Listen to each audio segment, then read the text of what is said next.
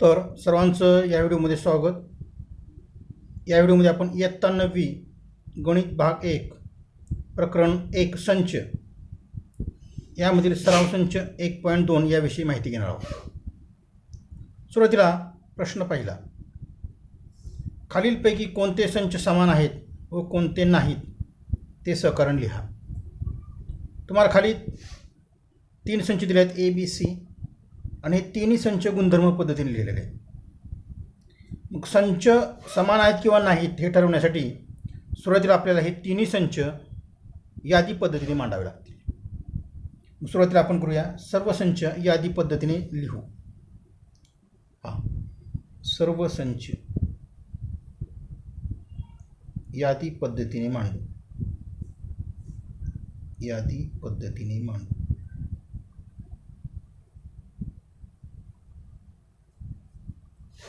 आता पहिला संच घेऊ आपण. ए एक्स उभी रेष 3x - 1 = 2 हे तुम्हाला समीकरण दिलं आहे. आणि या समीकरणामध्ये एक्सची कोणती किंमत घेतल्यानंतर या समीकरणाच्या दोन्ही बाजू समान होतात ती त्या समीकरणाची उकल असते. म्हणून इथे आपण घेऊया, सुरुवातीला समीकरण इथे लिहूया, 3x - 1 = 2.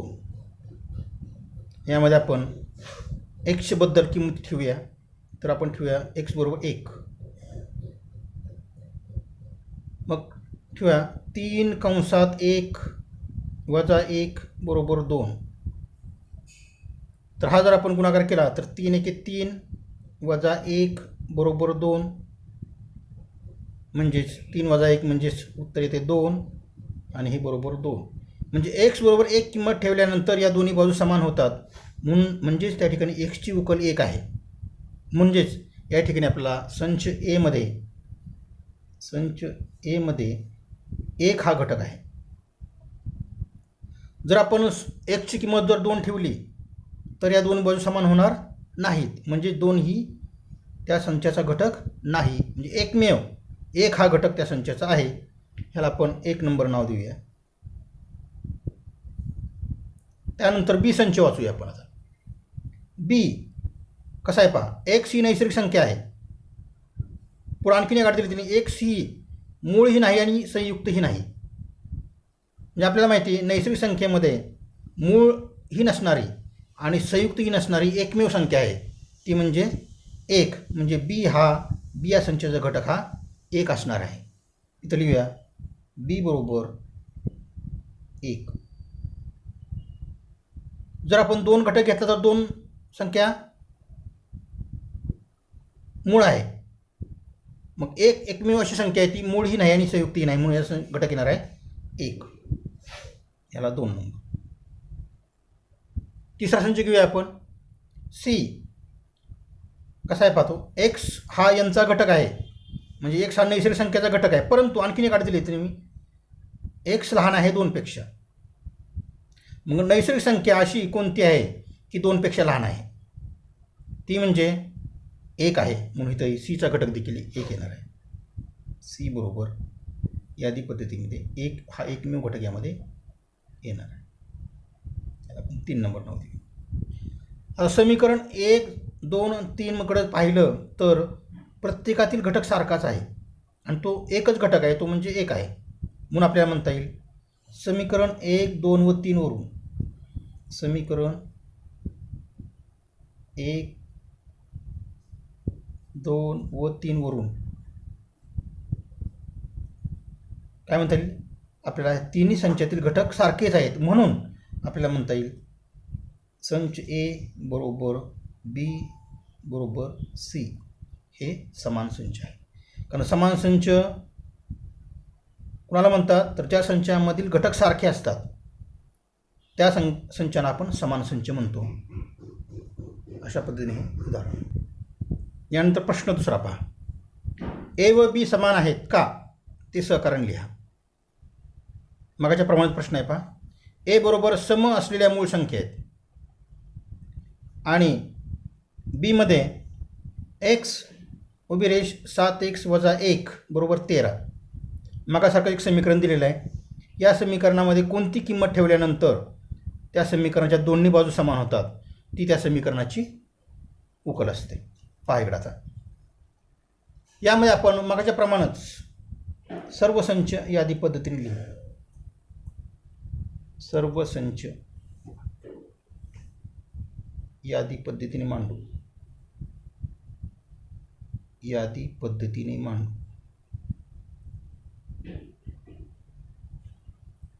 पहिला संच घेऊया आपण ए. पहिला संच घेऊ ए. तर ए मध्ये काय म्हणले पहा, सम असलेल्या मूळ संख्या. आता सम असलेली एकमेव मूळ संख्या म्हणजे 2 आहे. कारण सम असलेली पुढली संख्या जर आपण 4 घेतली तर ती 4 ही संयुक्त संख्या आहे. म्हणजे सम असलेली एकमेव मूळ संख्या म्हणजे 2 आहे. मग या संचातला जो घटक येणार आहे तो येणार आहे फक्त 2. इथं लिहूया आपण. आणि ते ए बरोबर महिरूपी कंसात 2. आता आपल्याला संच बी लिहायचा आहे. बी बरोबर, त्यामुळे तुम्हाला एक समीकरण दिले पहा. ते समीकरण म्हणजे 7x - 1 बरोबर 13. यामध्ये एक्सची कोणती किंमत ठेवल्यावर दोन्ही बाजू समान होतात ते आपण तपासून बघूया. इथे लिहा 7x - 1 बरोबर 13. या बाजूला 7x - 1 बरोबर 13. सुरुवातीला आपण x बरोबर 1 ठेवूया. मग ठेवूया 7(1 - 1 बरोबर 13. पहा 7 × 7 - 1 बरोबर 13. वजाबाकी ते 6 बरोबर 13. हे सारखं नाही म्हणून आपल्याला म्हणता येईल 1 हा घटक नाही. आता आपण 7x - 1 बरोबर 13 मध्ये एक्सची किंमत 2 ठेवून पाहूया. पहा काय येते 7(2 - 1 बरोबर 13. 7×2 = 14 - 1 बरोबर 13. 14 - 1 म्हणजे 13 बरोबर 13. म्हणजे x बरोबर 2 किंमत ठेवल्यानंतर दोन्ही बाजू समान येतात म्हणजे x ची उकल 2 आहे. म्हणून 2 हा बी संचाचा घटक आहे असं आपल्याला म्हणता येईल. 2 जर आपण 3 किंमत ठेवली तर गुणाकार वाढणार आहे म्हणून हे 13 उत्तर येऊ शकणार नाही. म्हणून 2 हा एकमेव घटक आहे. मग आपल्याला ह्याला आपण 1 नंबर म्हणूया, ह्याला आपण 2 नंबर म्हणूया. मग लिहूया समीकरण 1 व 2 ची जर तुलना केली आपण समीकरण 1 व 2 वरून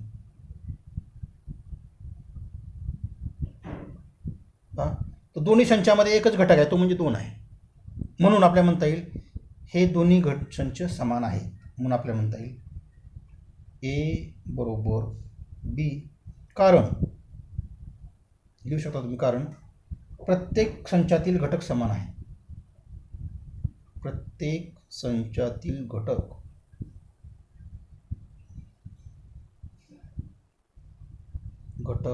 समान आहे.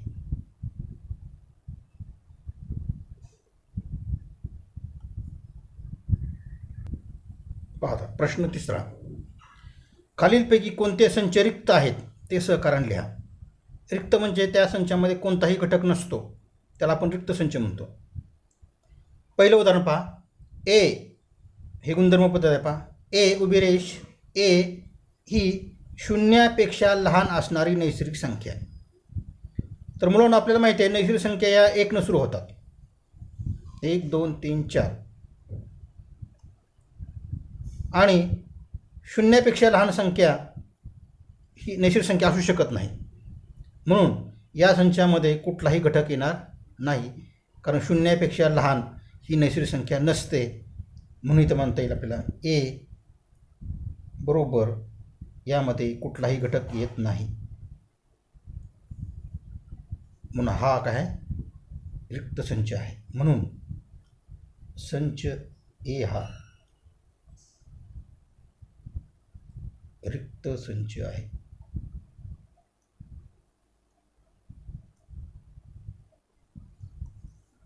पुन्हा दुसरं उदाहरण बी, महिरूपी कंसात एक्स उभी रेष एक्स बरोबर 0.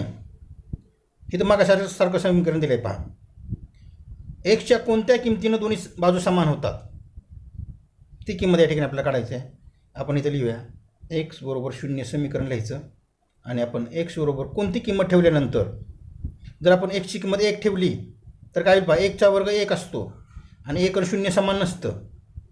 मग आपण एक्सची किंमत जर 0 ठेवली, एक्स बरोबर 0 ठेवू, काय येईल तर पहा 0चा वर्ग बरोबर 0 आणि 0चा वर्ग 0च असतो. 0 बरोबर 0. 0 ही किंमत ठेवल्यानंतर या दोन्ही बाजू समान होतात, म्हणून या संचाचा 0 हा घटक आहे. म्हणून आपल्याला म्हणता येईल बी बरोबर 0 हा त्या संचाचा घटक आहे. आता या संचामध्ये घटक आहे कोणता आहे, 0 आहे, म्हणून या रिक्त संच म्हणता येणार नाही. मग म्हणता येईल आपल्याला, म्हणून संच बी हा रिक्त संच नाही. रिक्त संच नाही. पुढं तिसरा प्रश्न सी, महिरूपी कंसात एक्स उभी रेष 5x - 2 बरोबर 0. आणखीन एक अट दिली आहे, एक्स हा यांचा घटक आहे म्हणजे एक्स ही नैसर्गिक संख्या आहे. या समीकरणामध्ये आपण कोणती नैसर्गिक संख्या ठेवली तर या समीकरणाच्या दोन्ही बाजू समान होतात हे आपल्या या ठिकाणी पाहायचं आहे. पहा आपण समीकरण लिहूया. आता इथं तपासल्याशिवाय येणार नाही. 5x - 2 बरोबर 0. सुरुवातीला आपण x बरोबर 1 किंमत ठेवूया. 0 ठेवता येणार नाही आपल्याला, कारण 0 ही नैसर्गिक संख्या नाही.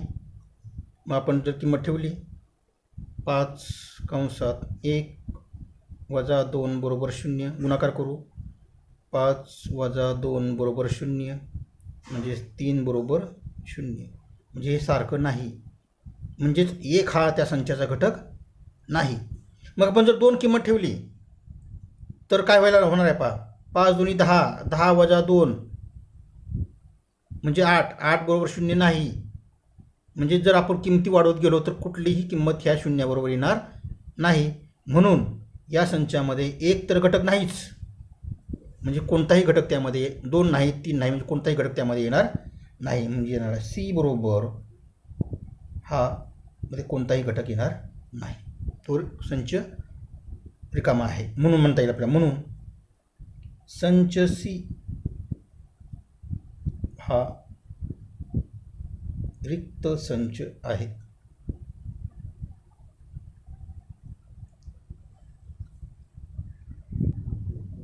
आता प्रश्न चौथा, खालीलपैकी कोणते संच शांत व कोणते अनंत आहेत ते सहकारण लिहा. पहिला प्रश्न आहे आपण ए बरोबर महिरूपी कंसात एक्स लहान आहे 10 पेक्षा आणि आणखीन एक अट दिली तुम्हाला, एक्स ही नैसर्गिक संख्या आहे. मग अशी कोणत्या नैसर्गिक संख्या आहेत की 10 पेक्षा लहान आहेत त्याची आपण यादी करूया. सुरुवातीला लिहूया आपण ए बरोबर मग 10 पेक्षा लहान असलेल्या नैसर्गिक संख्या सुरुवात होते 1 न. 1 2 3 4 5 6 7 8 आणि 9, 10 पेक्षा लहान. म्हणजे ह्यामध्ये एकूण 9 घटक आहेत आणि ते घटक आपण मोजू शकतो, आपण सहज लिहू शकतो. म्हणून संच ए हा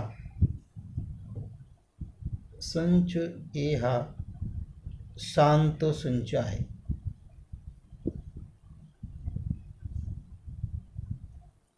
शांत संच आहे कारण यातील घटक आपण मोजू शकतो. ज्या संचातील घटक मोजता येतात त्यांना आपण शांत संच म्हणायचे, ज्या संचातील घटक मोजता येत नाहीत त्यांना आपण काय म्हणायचं, अनंत संच म्हणायचं. पुढे घेऊया प्रश्न दुसरा, बी वाय उभी रेष वाय लहान आहे -1 पेक्षा, म्हणजे -1 पेक्षा लहान असणाऱ्या संख्या आणि पुढे आठ दिले वाय ही पूर्णांक संख्या आहे. म्हणजे अशी कोणती पूर्णांक संख्या आहे की ते -1 पेक्षा लहान आहे. आपण इथं लिहू शकतो पहा, हा संच यादी पद्धतीने बी बरोबर यादी करू आपण. वजापेक्षा लहान असणाऱ्या पूर्णांक संख्या म्हणजे -2, -3, -1पेक्षा लहान आहेत, -4, -5, -6 अशा पद्धतीने अनंत अशा ऋण पूर्णांक संख्या आहेत की ज्या ऋण 1पेक्षा लहान आहेत. म्हणून आपल्याला म्हणता येईल संच बी हा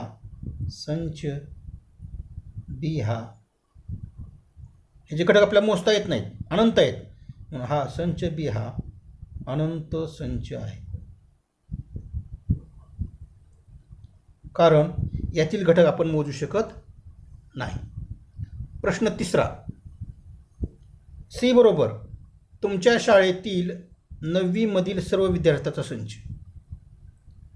आता यामध्ये संच लिहिण्याची गरज नाही, कारण तुमच्या शाळेमध्ये जे काही मुलं असतील त्यांची संख्या आपण मोजू शकतो, त्यांची आपण यादी करू शकतो. म्हणून हा जो संच येणार आहे तो संच शांत संच येणार आहे. म्हणून आपल्याला म्हणता येईल संच सी हा शांत संच आहे. पुढला, तुमच्या गावातील रहिवाशाचा संच. आता तुमच्या गावामध्ये जे काही लोक राहतात ते सर्व आपण मोजू शकतो, तुमच्या गावातील लोकसंख्या आपण मोजू शकतो. म्हणून हा जो संच आहे की हा संच देखील शांत संच आहे, कारण तुमच्या गावातील रहिवाशी आपण सहजपणे मोजू शकतो. उत्तर लिहायचं आहे संच हा संच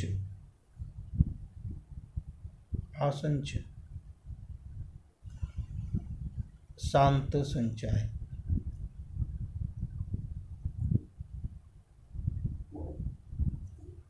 पुढं 5.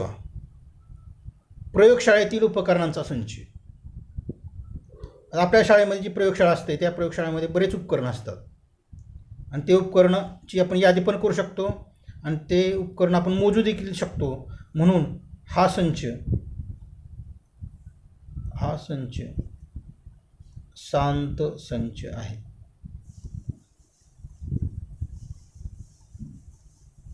पुढं 6. पूर्ण संख्याचा संच. आता पूर्ण संख्याचा संच आपण करत असताना ह्या एक संचाला आपण नाव देऊया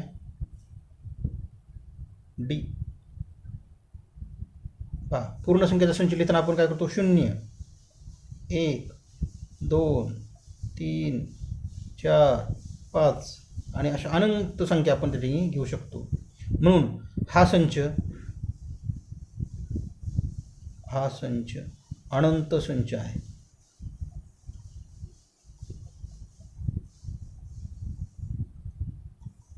यातलं शेवटचं उदाहरण पहा, परिमेय संख्याचा संच. मग परिमेय संख्या देखील अनंत असतात. ज्याप्रमाणे नैसर्गिक संख्या अनंत आहेत त्याप्रमाणे परिमेय संख्या देखील अनंत आहेत. म्हणून या ठिकाणी हा संच अनंत संच आहे.